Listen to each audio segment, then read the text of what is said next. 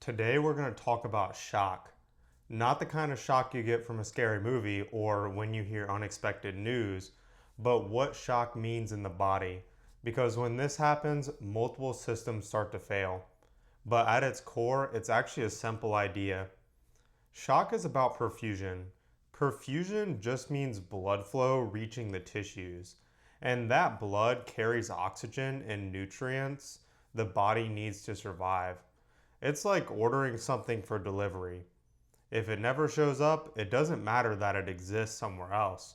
In the same way, if blood isn't reaching the tissues, it's not doing what it's supposed to do. So here's the core idea. When perfusion drops, the tissues don't get enough oxygen.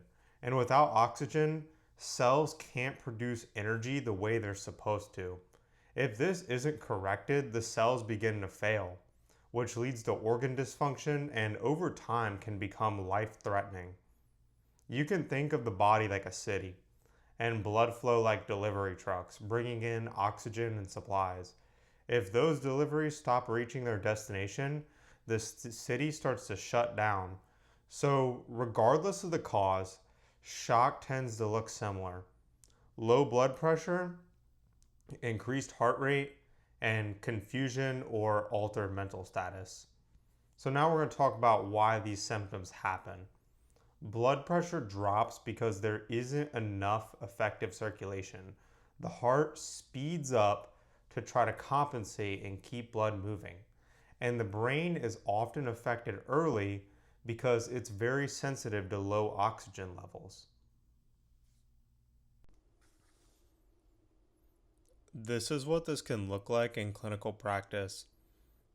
You'll often see low blood pressure, perfusion starts to drop, and because of that, oxygen delivery to the tissues decreases.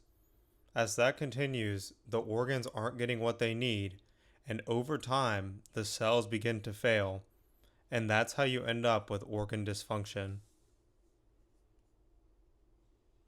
Now we're going to talk about the types of shock.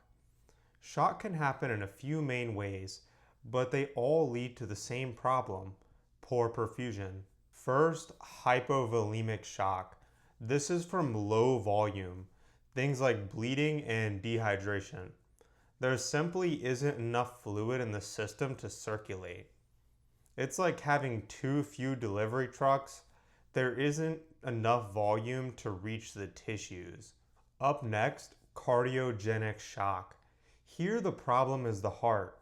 The volume may be there, but the heart isn't pumping effectively. So back to the analogy, the trucks are there, but the engine isn't working properly. Next up, septic shock. This comes from an infection. When an infection spreads through the body, it can lead to a condition called sepsis, a widespread inflammatory response. In severe cases, this leads to septic shock. This is where inflammation causes blood vessels to dilate and become leaky. When the vessels dilate, there's more space for the blood to fill, which lowers blood pressure. At the same time, fluid leaks out of the bloodstream into the tissues, which further reduces the amount of fluid circulating.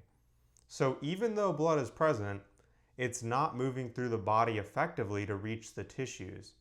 That's why we see the symptoms like low blood pressure, increased heart rate, and signs of poor perfusion.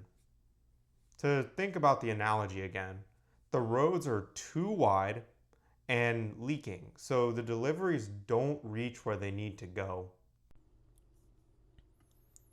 Here's our recap. Hypovolemic shock from low volume and bleeding, dehydration. Cardiogenic shock, heart pump failure. The volume is present, but it's not moving. And septic shock from infection and fluid leaking. The blood is not effectively reaching the tissues.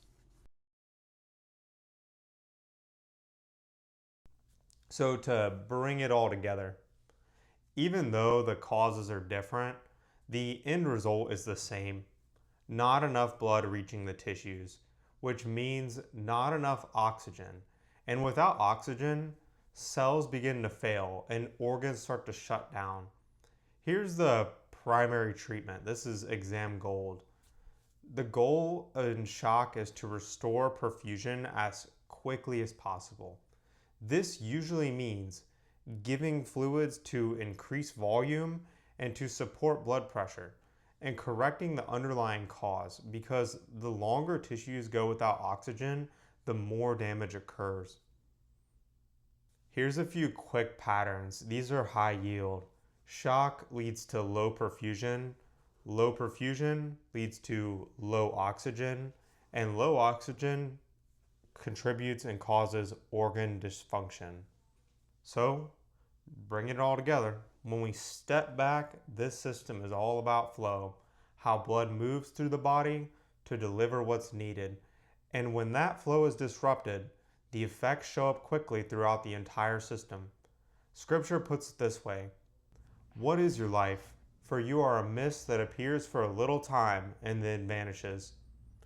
If you're interested in that side of things, I made some videos on it as well.